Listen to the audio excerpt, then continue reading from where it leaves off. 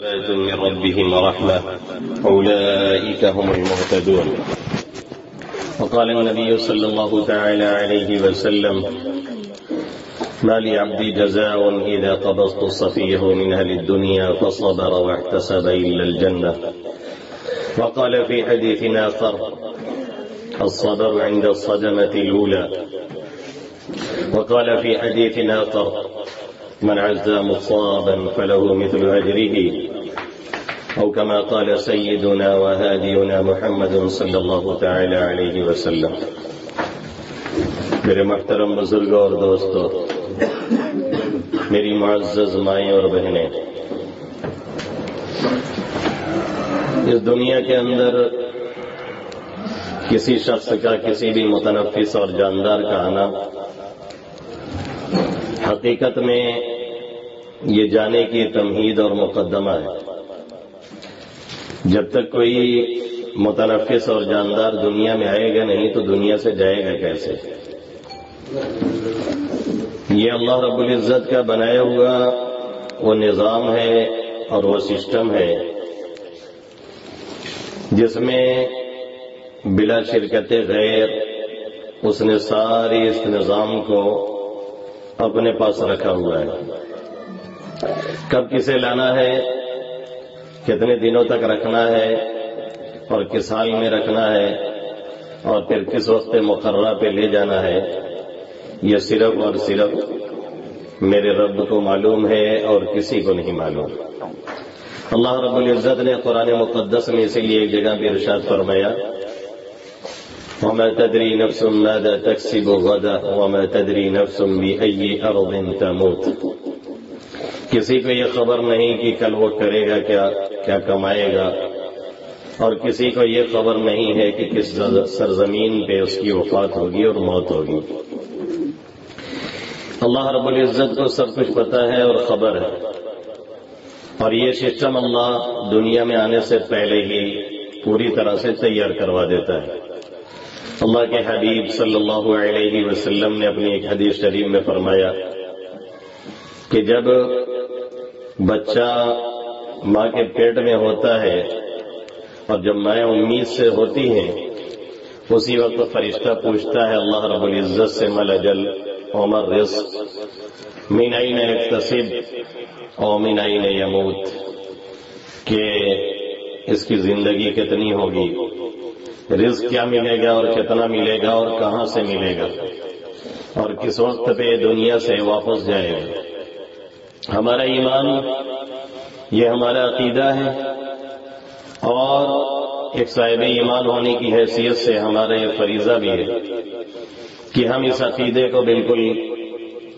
مضبوطی کے ساتھ اپنے دل و دماغ میں یہ جگہ دیں اور جگہ دیتے رہیں کہ ہم ہی نہیں بلکہ یہ دنیا فانی ہے، اور اس کے اندر جو بھی آنا ہے اسے جانا ہی ہے، اور جو آنا ہے اسے جانا تو چھوڑ دیجیے، اس دنیا کو بھی ایک دن ختم ہونا ہے، جسے قیامت کے لفظ سے ہم اور آپ جانتے ہیں. اس ایمان اور عقیدے کے ساتھ جو بھی رہتا ہے اس کے ساتھ پھر آخرت کی فکر لگتی ہے. پھر اس کا کوئی اپنا جائے یا پرایا جائے تو دلی تعلق کی وجہ سے غم تو ہوتا ہے،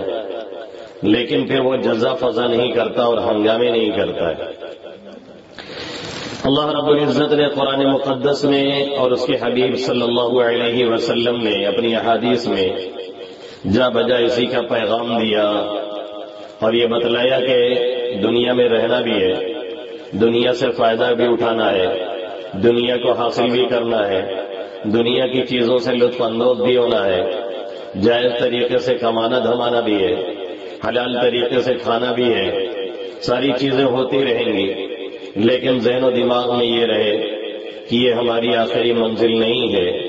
بلکہ آخری منزل تک پہنچنے کا ایک ذریعہ ہے، ایک پل ہے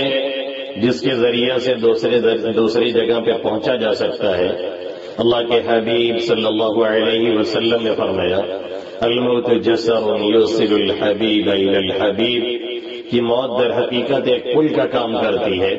جو اپنے ایک محبوب کو دوسرے محبوب سے، یعنی اپنے نیک بندوں کو اپنے اللہ سے لے جا کر کے ملا دیا کرتی ہے. اس اعتبار سے ہماری بھی سوچ اور فکر ہمیشہ یہی ہونی چاہیے اور رہنی چاہیے کہ یہ دنیا کوئی ہمیشہ اقامت کی جگہ اور رہنے کی جگہ نہیں ہے، اور اللہ نے، اللہ کے حبیب صلی اللہ علیہ وسلم نے بڑے واضح لفظوں میں یہ فرما دیا۔ بلکہ جو دہریہ کہلاتے ہیں، اب جو یہ کہتے ہیں کہ ہم یہ نہیں مانتے کہ کوئی لارڈ ہے، کوئی گاڈ ہے، کوئی خالق ہے، کوئی مالک ہے، کوئی اس دنیا کے نظام کو چلانے اور بنانے والا ہے، کوئی کریٹر ہے، وہ بھی یہ ماننے پہ مجبور ہیں کہ ایک نہ ایک دن اس دنیا کو چھوڑ کر کے ہم نے جانا ہے۔ اسی کو اللہ رب العزت نے اس آیت کریمہ میں فرمایا وَلَنَبْلُوَنَّكُمْ بِشَيْءٍ مِّنَ الْخَوْفِ وَالْجُوعِ وَنَقْصٍ مِّنَ الْأَمْوَالِ وَالْأَنفُسِ وَالثَّمَرَاتِ،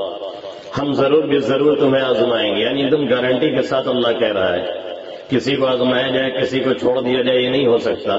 بلکہ اللہ کہہ رہا ہے کہ یقیناً سب کو ہم آزما کر کے رہیں گے۔ بِشَيْءٍ مِّنَ الْخَوْفِ، کسی بھی کچھ خوف ڈالیں گے، اپنوں کا، پرائے کا، جانوروں کا، کسی اور چیز کا۔ بِشَيْءٍ مِّنَ الْخَوْفِ وَالْجُوعِ، کسی کو بھوک کا خوف دیں گے، بھوک سے تو بھوک کی تکلیف پہنچائیں گے، کبھی بیماری لگ گئی، کھانا ہے نہیں کھایا جا سکتا ہے، کبھی ہے ہی نہیں کھانے کا کوئی نظام نہیں، کوئی انتظام نہیں۔ والجوع ونقص من الاموال، کبھی مال و دولت میں کمی آئے گی، بارش زیادہ ہوئی، جو کھیتی تھی وہ سڑ کے خراب ہو گئی،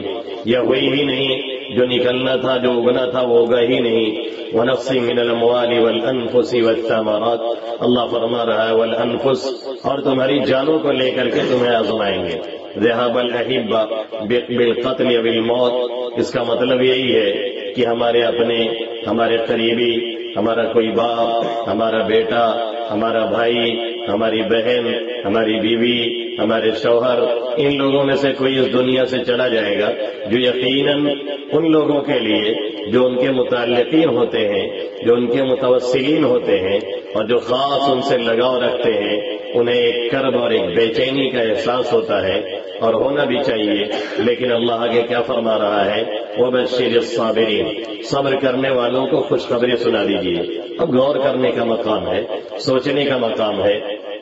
کہ ہم سے ہمارے قریبی لیے جا رہے ہیں، ہم سے ہمارے والد لیے جا رہے ہیں، ہم سے ہمارے بیٹے چھینے جا رہے ہیں، ہم سے ہمارا کوئی قریبی لیا جا رہا ہے، اس دنیا سے آخرت میں بلایا جا رہا ہے، اور اس کے بعد اللہ کہتا ہے کہ صبر کرنے والوں کو خوشخبری سنا دیں۔ خوشخبری سنائی جاتی ہے جب کوئی خوشی ہوتی ہے، اور جب کوئی خوشی نہیں تو پھر خوشخبری نہیں سنائی جاتی ہے، وہ بری خبر کہلاتی ہے۔ لیکن اس کے باوجود اللہ فرما رہا ہے کہ صبر کرنے والوں کو خوشخبری سنا دیں۔ اس کی وجہ یہ ہے کہ صبر پر جو انعامات اللہ نے رکھے ہیں، اور اللہ جو آخرت میں نوازتا ہے اور دنیا میں جو نوازتا ہے صبر کرنے والوں کو، اس کے اعتبار سے اللہ کہہ رہا ہے ان کے لیے ایک طرح سے یہ خوشخبری ہی ہے کہ مصیبت پہ اگر انہوں نے صبر سے کام لیا تو اتنا انہیں دیا جائے گا، اتنا انہیں دیا جائے گا، اتنا نوازا جائے گا جس کی کوئی انتہا ہی نہیں ہے۔ اللہ نے قرآن مقدس میں فرمایا انما یوفی الصابرون اجرهم بغیر حساب، صبر کرنے والوں کو ان کا جو اجر ملتا ہے وہ بے حساب، اسے کوئی کاؤنٹ نہیں کیا جاتا، اسے شمار نہیں کیا جاتا، گن گن کے نہیں دیا جاتا، بے حساب اللہ نوازتا ہے۔ اسی لیے اللہ کے حبیب صلی اللہ علیہ وسلم نے فرمایا کل قیامت میں جب صبر کرنے والوں کو اجر ملنا شروع ہوگا، یود اہل العافیہ حین یوقع اہل البلاء، کہ یہ لوگ جو عافیت میں زندگی گزارے، جنہیں دنیا میں کوئی تکلیف، کوئی پریشانی، کوئی بے چینی، کوئی غم نہیں لاحق ہوتا تھا، اس طرح کی کوئی دقت نہیں پیش آتی تھی، وہ لوگ کل قیامت میں جب مصیبت زدہ لوگوں کو دیکھیں گے اور ان کا اجر دیکھیں گے تو یہ تمنا کریں گے لو ان جلودہم کانت قرضت بالمقاریض، کاش ان کی کھالیں قینچیوں سے کاٹی نہیں گئی ہوتی، کتر دی گئی ہوتی، انہیں ایک لخت شہید نہ کیا گیا ہوتا بلکہ ٹکڑے ٹکڑے کیا گیا ہوتا، تاکہ صبر کا بدلہ وہ کرتے تو اور آخرت میں انہیں بھی اس طرح سے جزا ملتی۔ بالکل ایسے ہی جیسے ہم سے اور آپ سے ہماری کوئی بائک لے لے، ہماری کوئی اسکوٹی لے لے، ہماری کوئی سائیکل لے لے، اور اس کے بدلے میں ہمیں کوئی مرسڈیز کار دے کر کے چلا جائے، یا ہماری کوئی مرسڈیز کار لے لے اور اس کے بدلے میں ہمیں ایروپلین دے کر کے چلا جائے، خود کا ذاتی جہاز دے کر کے چلا جائے، تو ظاہر ہے ہمیں بائک کے جانے کا کوئی غم نہیں ہوگا، ہمیں اس گاڑی کے جانے کا کوئی غم نہیں ہوگا، کیونکہ اس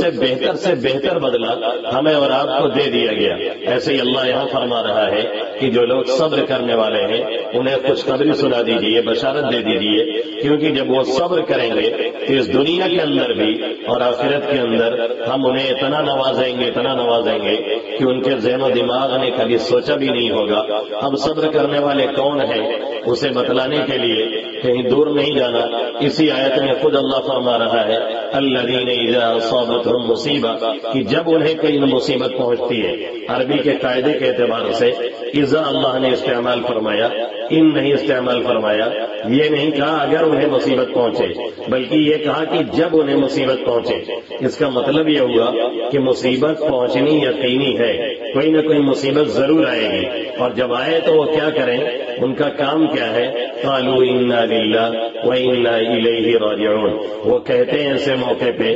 انا للہ، ہم اللہ کے ہیں، وانا الیہ راجعون، اور ہمیں اسی کی طرف لوٹ کر کے جانا ہے۔ بہت سے لوگ یہ جملہ پڑھتے تو ہیں لیکن عام طور پہ وہ قالو ملا کر کے پڑھتے ہیں، قالو انا للہ و انا الیہ راجعون۔ بھائی قالو ملا کر کے نہیں پڑھنا ہے، قالو یہ اللہ بتلا رہا ہے کہ ایمان والے اور صبر کرنے والے وہ ہیں کہ جب انہیں مصیبت پہنچتی ہے تو وہ اگلا جملہ کہتے ہیں۔ اللہ نے ان کے کہنے کو یہاں سے بتایا کہ وہ کہتے ہیں اس طرح سے، کیا کہتے ہیں، انا للہ و انا الیہ راجعون، کہ ہم اللہ کے ہیں اور ہمیں اللہ ہی کی طرف لوٹ کر کے جانا ہے۔ علامہ آلوسی بغدادی علیہ رحمہ ایک زبردست مفسر اور عالم گزرے ہیں، انہوں نے لکھا ہے کہ استرجاع کی سنت یعنی انا للہ و انا الیہ راجعون پڑھنے کی سنت تبھی ادا ہوگی جب اس کا معنی اور مفہوم سمجھ کر کے پڑھا جائے، اور اس کا معنی مفہوم سمجھے بغیر اگر پڑھا گیا تو یقین مانیے کہ ایک ذکر کے طور پہ ہم پڑھ رہے ہوں گے اور ہمیں اس کا کوئی خاص فائدہ نظر نہیں آئے گا۔ جیسے حضرت اقدس تھانوی نور اللہ مرقدہ کے پاس ایک نوجوان آیا اور کہنے لگا کہ حضرت بہت بے چینی ہے اور بہت غم میں ہے، ٹینشن میں ہے، ابا کے ہمارے انتقال ہو گیا۔ حضرت نے فرمایا کہ جاؤ یہ جملہ پڑھو انا للہ و انا الیہ راجعون، اور کچھ دعائیں حضرت نے بتائی۔ وہ گیا، 2-4 روز بعد آیا، کہنے لگا حضرت کچھ تسلی نہیں ہوئی۔ تو حضرت نے فرمایا ہم نے ذکر کرنے کو نہیں کہا تھا، ہم نے ذکر کے طور پر پڑھنے کو نہیں کہا تھا، بلکہ اس کا مطلب اور مفہوم سمجھ کر کے پڑھنے کو کہا ہے، تب جا کر کے اس کی وجہ سے ہمیں راحت اور سکون ملے گا۔ تو علامہ آلوسی بغدادی علیہ رحمہ فرما رہے ہیں کہ جب اس کو سنت کے طور پر پڑھا جائے گا تبھی سنت ادا ہوگی، اور تبھی اس کے ذریعے سے وہ سکون اور اطمینان ہمیں اور آپ کو حاصل ہوگا جو ایسے موقع پہ نہ خمیرہ کھانے سے حاصل ہوتا ہے، نہ مسکن دواؤں سے حاصل ہوتا ہے، نہ ایسے انجیکشن سے حاصل ہوتا ہے، جو اس دعا کے ذریعے سے ہوتا ہے، لیکن شرط وہی ہے کہ اس کا مطلب اور مفہوم سمجھا جائے۔ اللہ نے اس کو جو ہمیں اور آپ کو دیا تو اس کا مطلب کیا ہے اور کیا مفہوم ہے، اس کو سمجھنے سے پہلے امی جان حضرت ام سلمہ رضی اللہ تعالی عنہا کا واقعہ سنیں۔ وہ فرماتی ہیں اللہ کے حبیب صلی اللہ علیہ وسلم نے فرمایا تھا کہ جب کسی کو کوئی مصیبت پہنچے تو کہہ لیا کرے انا للہ و انا الیہ راجعون، پھر یہ دعا پڑھ لیا کرے اللہم اجرنی فی مصیبتی واخلف لی خیرا منہا، اللہم اجرنی فی مصیبتی واخلف لی خیرا منہا۔ عربی میں نہ آئے تو اردو میں پڑھے، اے اللہ اس مصیبت میں ہمیں اجر عطا فرما اور اس سے بہتر بدلہ ہمیں نصیب فرما، اے اللہ اس مصیبت میں ہمیں اجر عطا فرما اور اس سے بہتر بدلہ نصیب فرما۔ کہتی ہیں میرے شوہر حضرت سلمہ کا انتقال ہوا، ابو سلمہ کا، تو میں سوچ میں پڑ گئی کہ آخر میں کیسے جملہ کہوں اور کیسے دعا پڑھوں، کیونکہ میرے شوہر مجھے بہت عزیز تھے اور ہر بیوی کو اس کا شوہر عزیز ہوتا ہے اور ہونا بھی چاہیے۔ اور دوسری بات یہ تھی کہ پہلا گھرانہ ہے جنہوں نے ہجرت کی، آپ صلی اللہ علیہ وسلم کی طرف مدینہ گئے اور بڑی بڑی مشقتیں انہوں نے برداشت کی اور بڑے نیک خاوند تھے۔ کہتے ہیں بہت کچھ میرے دماغ میں آیا، پھر بھی میں نے یہ سوچ کر کے کہ اللہ کے حبیب صلی اللہ علیہ وسلم کا فرمان ہے یہ سوچ کر کے میں نے یہ عمدہ پڑھ لیا انا للہ و انا الیہ راجعون. پھر آگے پڑھا اللہم اجرنی فی مصیبتی واخلف لی خیرا منہا. تو اللہ کے حبیب صلی اللہ علیہ وسلم نے فرمایا تھا جو جب یہ پڑھ لیتا ہے تو جو بھی مصیبت ہو چھوٹی ہو یا بڑی ہو، اور سب سے بڑی مصیبت کسی اپنے کا جدا ہو جانا اور دنیا سے چلا جانا ہوتا ہے، اس میں اللہ اسے نعمت بدل عطا فرماتا ہے، بہتر بدل عطا فرماتا ہے. کہتی ہیں میں نے نہ چاہتے ہوئے پھر بھی پڑھ لیا. نتیجہ یہ نکلا کہ میں ازواج مطہرات میں شامل ہوئی اور میرے اولاد کی دیکھ ریکھ کا، تربیت کا جو مسئلہ تھا وہ سب حل ہوا اور بڑی آسانی سے سب حل ہوا، جبکہ میں نے نہ چاہتے ہوئے پڑھ لیا تھا. پھر اگر ہم چاہت سے پڑھیں، معنی سمجھ کے پڑھیں، مطلب سمجھ کے پڑھیں تو یقیناً ہماری پریشانیاں دور ہوں گی، اور جو ہمیں غم ہے اور جو ہمیں ٹینشن ہے اور جو ہمیں الجھن ہے اور جانے کا جو غم ہمیں ستا رہا ہے یقیناً وہ ہمارا دور ہوگا. دیکھیے تعلقات ہوتے ہیں تو غم کا ہونا ضروری ہے اور وہ ہو کر کے رہے گا اور ہونا بھی چاہیے. اگر کسی کو غم نہیں تو سمجھ لیجیے کہ وہ سنت کے مطابق نہیں ہے. اگر کسی کے آنسو نہیں گر رہے ہیں تو سمجھ لیجیے کہ معاملہ سنت کے مطابق نہیں ہے. میرے نبی محترم محمد عربی صلی اللہ علیہ وسلم سے بڑھ کر کے کون صاحب ایمان ہوگا؟ انہی کے طفیل نے تو ہمیں اور آپ کو ایمان ملا ہے اور انہی کے لانے سے تو ہمیں اور آپ کو دین ملا ہے. اس کے باوجود آقا مدنی صلی اللہ علیہ وسلم کے صاحبزادے حضرت ابراہیم جب 17 یا 18 مہینے کی عمر پا کر کے وفات پانے لگے، آقا کی گود میں ہے وَنَفْسُهُ يَتَقَعْقَعُ، ان کی جان نکلنے لگی، سانس اکھاڑنے لگی. اللہ کے حبیب صلی اللہ علیہ وسلم کی آنکھوں سے آنسو جاری ہو گئے.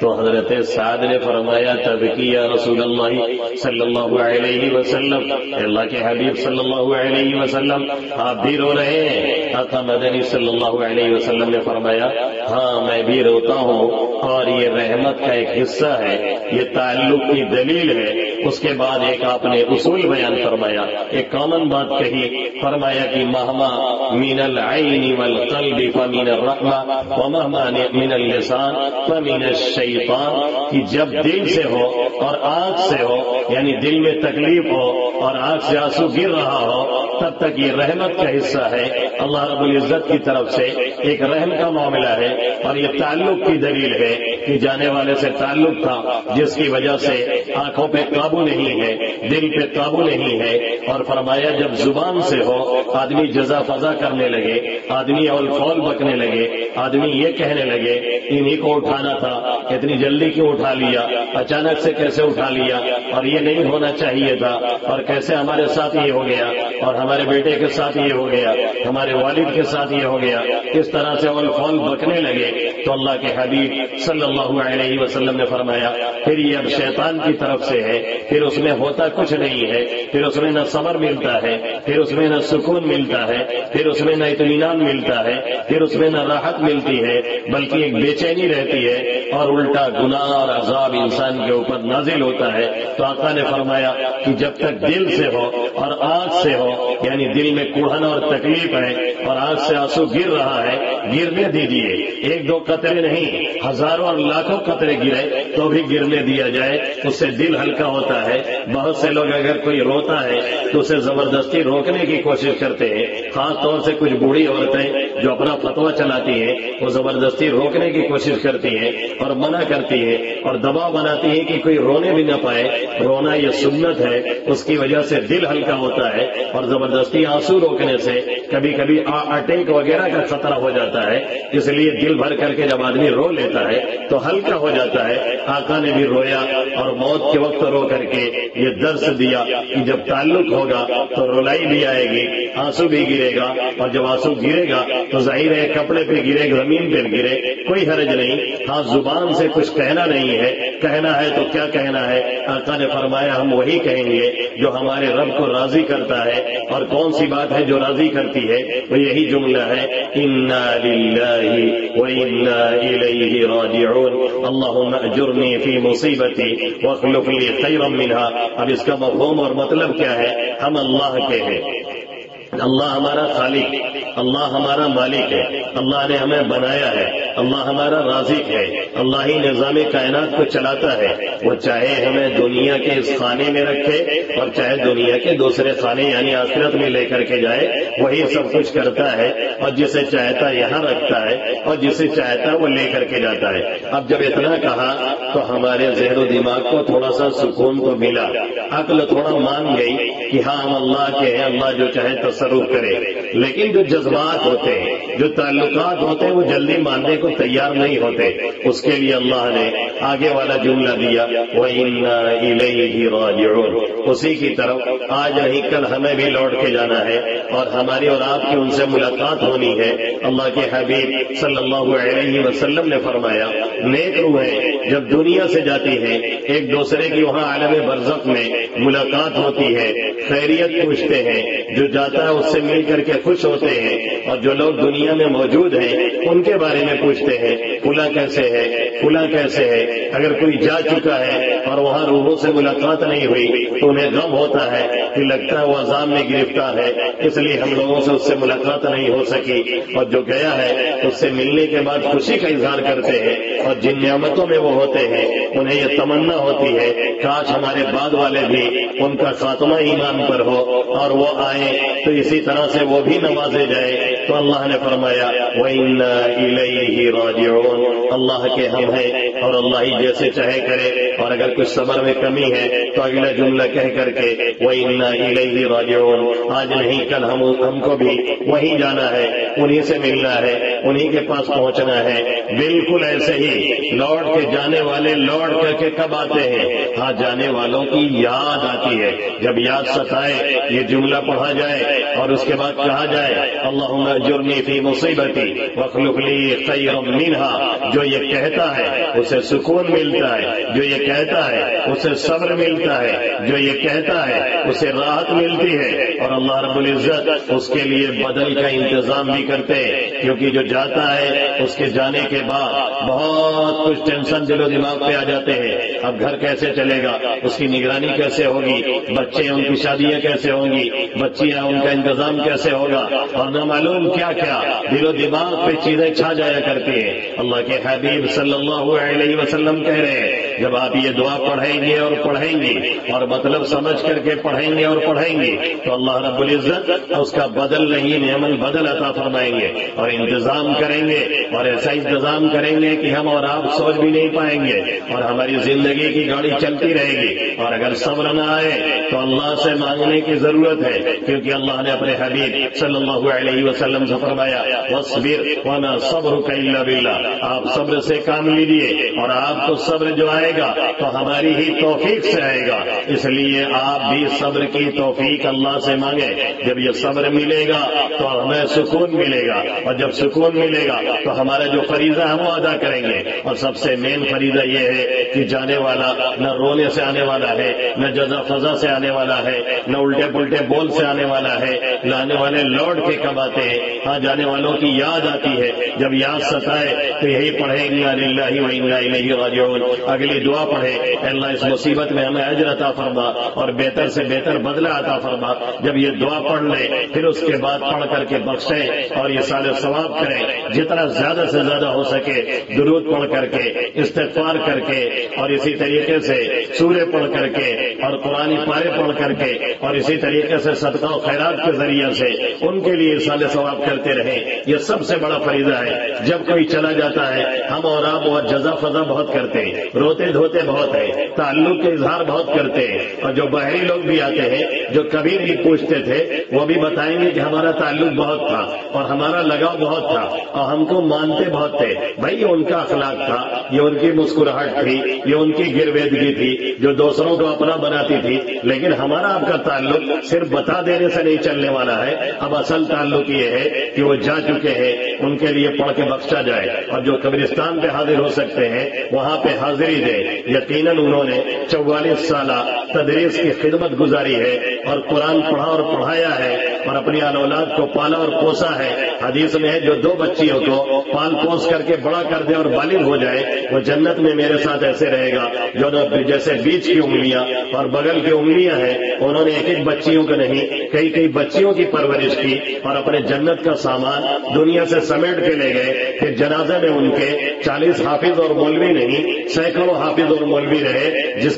کے رہنے پر اللہ کے حبیب صلی اللہ علیہ وسلم نے فرمایا جب اتنے لوگ مل کر کے ایسے لوگ دعائے مغفرت کرتے اور جنازہ پڑھتے ہیں تو اللہ انہیں بخش دیتا ہے اور مغفرت فرما دیتا ہے. اس لیے ہمیں یہ گمان رکھنا چاہیے اللہ سے، اچھا گمان کہ اللہ نے یقیناً انہیں معاف کر دیا ہوگا اور بخش دیا ہوگا. اور ہمارا جو فریضہ ہے ہم ایصال ثواب کرتے رہیں. جب بھی دل کو ٹھیس پہنچے، تکلیف پہنچے، یاد ستائے، یہ جملہ پڑھیں. لوگوں نے لکھا مفسرین نے کہ 1-2 سال نہیں 10 سال بعد اگر کسی جانے والے کی یاد آئے اور غم ہو اور تکلیف ہو تو جیسے پہلے دن آپ نے یہ جملہ پڑھا تھا بعد میں کبھی پڑھیں گے تو اتنا ہی ثواب ملے گا اور اتنا ہی اجر ملے گا. اور جب صبر سے کام لیں گے تو اللہ کے حبیب صلی اللہ علیہ وسلم نے فرمایا میرا مومن بندہ جب میں اس کے کسی چہیتے کو دنیا سے بلا لیتا ہوں، اس کے بھائی کو، بیٹے کو، بہن کو، بیوی کو، والد کو، والدہ کو، کسی بھی اس کے تعلقاتی کو اٹھا لیتا ہوں اور پھر میرا مومن بندہ صبر کرتا ہے اور یہ احتساب کرتا ہے، یعنی وہ ثواب کی امید رکھتا ہے جو ہم نے بتایا ہے اور اس کی وجہ سے وہ صبر سے کام لیتا ہے، تو اللہ کے حبیب صلی اللہ علیہ وسلم نے فرمایا، اللہ فرماتا ہے حدیث قدسی ہے کہ ایسے مومن بندے کے لیے میرے یہاں بدلہ صرف جنت ہے اور کچھ بھی نہیں ہے. یعنی ایک صبر کے بدلے میں سیدھے اللہ رب العزت جنت سے نوازتا ہے اور جنت عطا فرماتا ہے. اور صبر کب ہوتا ہے؟ پہلے مصیبت کے وقت. بعد میں تو تھک ہار کے لوگ صبر کر ہی لیتے ہیں. اس لیے شروع ہی میں صبر کرنا چاہیے اور اللہ سے مانگنا چاہیے اور کوشش کرنی چاہیے. صبر کا مطلب یہ نہیں ہے کہ روئے نہیں، رونا آ رہا ہے رو دے، آنکھ آنسو بہا رہی بہا دے، آنکھ سے آنسو گر رہے ہیں گر جائے، کوئی حرج نہیں ہے. لیکن کوئی ایسا بول نہ بولا جائے جو اللہ کو ناراض کرے. بولے تو یہی بولے انا للہ و انا الیہ راجعون، اللہم اجرنی فی مصیبتی واخلف لی خیرا منہا. جب یہ بولیں گے اجر بھی ملے گا، ثواب بھی ملے گا، سکون بھی ملے گا اور پڑھ پڑھ کر کے بخشتے رہیں. اور یہ کبھی نہ سوچے کہ اب چلے گئے تو کیا ہوگا اور کیسے ہوگا. سب کچھ کرنے والا اللہ ہے، وہی کرتا ہے. اس نے جب تک چاہا ان کے واسطے سے ہمارا اور آپ کا کام بنایا اور جب چاہے گا وہ واسطہ ہٹا کر کے کام بنائے گا. اب ہمارا اور آپ کا تعلق یہ ہے، لگاؤ یہ ہے اور ذمہ داری یہ ہے اور فریضہ یہ ہے کہ زیادہ سے زیادہ ایصال ثواب کرتے رہے. حدیث میں ہے کہ جانے والا منتظر رہتا ہے، اس بات کے انتظار میں رہتا ہے کوئی کچھ پڑھ کر کے بھیجے، کوئی ہمارے نام پہ صدقہ کرے، کوئی خیرات کرے تاکہ اس کا ثواب ہم کو ملے. اور کیسے انتظار میں رہتا ہے؟ آقا نے فرمایا ایسے ہی بالکل انتظار میں رہتا ہے جیسے بیچ مجھار میں کوئی بھنور میں پھنس جائے جا کر کے دریا میں وہ ایک تنکے کا سہارا ڈھونڈتا ہے. ایسے ہی جانے والا اس بات کے انتظار میں رہتا ہے ہمارا کوئی دوست، ہمارا کوئی قریبی، ہمارا کوئی شاگرد، ہماری کوئی بیٹے، ہماری کوئی بیٹی، ہمارے گھر والے کوئی متعلقین متوسلین میں سے پڑھ کر کے کچھ بھیجے، کچھ ایصال ثواب کریں تاکہ ہم کو فائدہ پہنچے. اب ہمارا یہ فریضہ ہے کہ بار بار یہ نہ کہیں لگاؤ بہت تھا، تعلق بہت تھا اور اظہار کرنے والے نہ معلوم کتنے ملیں گے. حقیقت میں تعلقاتی وہی ہے جو اس وقت ایصال ثواب کرے، پڑھ کر کے بخشے، دعائیں مغفرت کرے، ان کے نام پہ صدقہ و خیرات کرے اور کسی ایسی جگہ ان کے نام پہ انویسٹ کرے، شیئر کرے جس کا ثواب دیر پا ہو. یعنی مسجد میں، مکتب میں کہیں کنواں کھود رہا وہاں پہ لگا دے، کہیں لوگوں کے لیے پانی کا انتظام کر دے جو دیر تک سلسلہ چلتا رہے اور اس کا ثواب ان کو مستقل اور مسلسل پہنچتا رہے. یہ ہمارا فریضہ ہے. اور اگر اس طرح ہم کرتے رہے تو ادھر سے مردہ بھی دعا کرتا رہتا ہے یا اللہ جیسے ہم آرام میں ہیں اور وہاں سے لوگ بھیج رہے ہیں ایسے ہی ان کو بھی ایمان پہ رکھ اور ایمان پہ لے کر کے آ اور اسی طرح سے ان کا بھی معاملہ اچھا ہو. بالکل ایسے ہی ایک مثال سے اس کو سمجھ لیں پھر بات پوری کر دو. بالکل ایسے ہی جیسے ہمارا اور آپ کا کوئی عزیز، کوئی قریبی باہر کمانے کے لیے جاتا ہے، کوئی سعودی گیا، کوئی دبئی گیا، کوئی امریکہ گیا، کوئی انگلینڈ گیا. جب جانے لگتا ہے تو ہم اور آپ آنسو بہاتے ہیں اور وہ بھی بہاتا ہے. ہمارے اور آپ کے دل میں غم ہوتا ہے، اسے بھی جدائیگی کا غم ہوتا ہے اور ہونا بھی چاہیے. کوئی یہاں روتا ہے، کوئی ایئرپورٹ پہ جا کے روتا ہے، کوئی چھوڑنے کے بعد روتے ہوئے لوٹتا ہے. لیکن یہ سوچ کے سب تسلی دے لیتے ہیں، اپنے کو تسلی دلا دیتے ہیں کہ آج نہیں کل نہیں پرسوں سال 2 سال 3 سال کے بعد وہ لوٹ کر کے آئے گا، اور جب وہ وہاں رہتا ہے دور تو وہاں سے فون کرتا ہے، وہاں سے میسج کرتا ہے، ہم بھی یہاں سے میسج دیتے ہیں، ہم بھی فون کرتے ہیں، خیر خیریت ملتی رہتی ہے اور چلتی رہتی ہے۔ بالکل یہی حال دنیا سے جانے والے کا ہے۔ اگر وہ مومن ہے، اگر صاحب ایمان ہے اور یہاں والے صاحب ایمان ہے تو یہاں سے اس کو بھیجتے رہتے ہیں میسج، یعنی ایصال ثواب، اور وہاں سے وہ دعا کرتا رہتا ہے، اللہ سے نیک تمنا کرتا رہتا ہے۔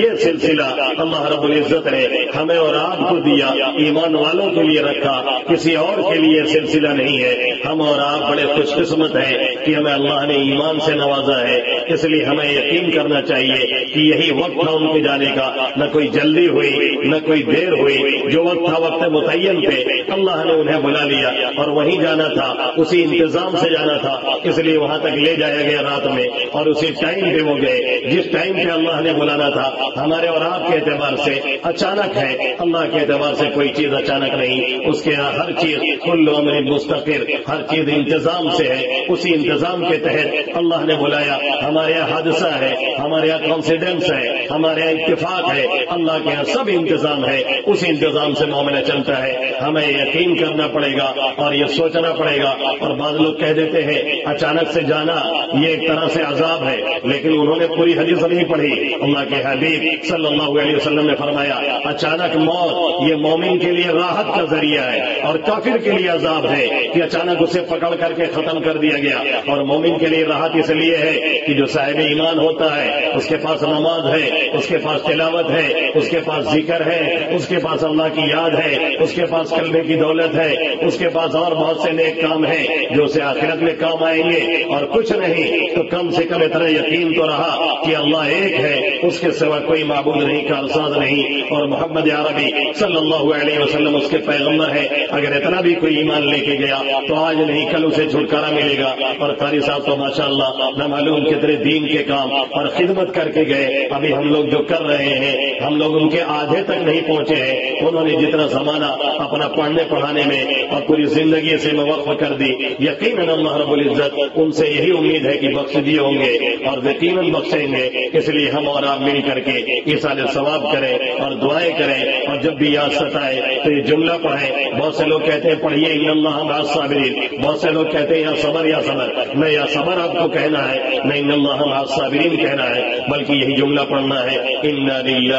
و انا الیہ راجعون، وہ بھی مطلب اور مفہوم سمجھ کر کے، اور پھر آگے والی دعا پڑھنی ہے۔ عربی میں نہ آئے تو اردو میں کہہ لیں اے اللہ اس مصیبت میں اجر عطا فرما اور اس سے بہتر بدلہ عطا فرما۔ جب اس طرح سے کریں گے ہمیں بھی سکون ہوگا، قاری صاحب کو روح کی بھی سکون پہنچے گا، ان کی روح کو بھی سکون اور اطمینان ملے گا، اور اس کی وجہ سے ہمیں بھی فائدہ ہوگا اور انہیں بھی فائدہ ہوگا۔ ان چند باتوں پہ اللہ ہم سب کو عمل کی توفیق نصیب فرمائے۔ مختصر سی نشست تھی اس لیے مختصر بات کی گئی۔ آپ حضرات دعا پڑھیں، درود پڑھیں، دعا کر لیجیے۔